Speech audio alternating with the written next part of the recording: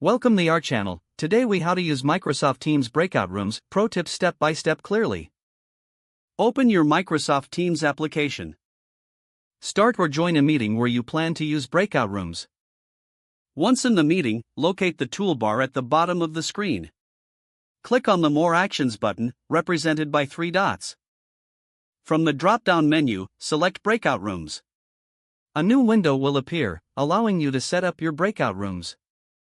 Choose the number of breakout rooms you want to create.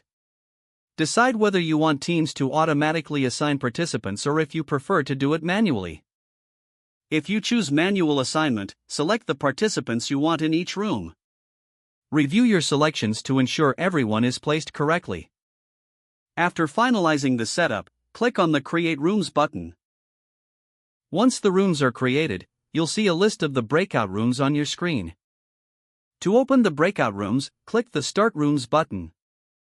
Participants will receive a notification prompting them to join their assigned room. As the organizer, you can join any breakout room to monitor discussions. Use the Close Rooms button when you want to bring everyone back to the main meeting.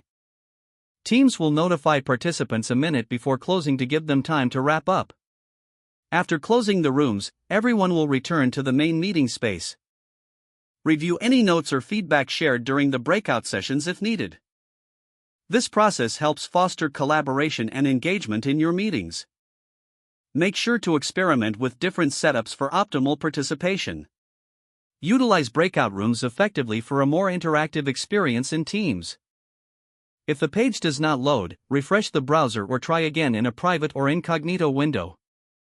Make sure you are using the correct email address, then retype it carefully to avoid small typos. If your password is not accepted, use the reset option and create a new strong password you can remember.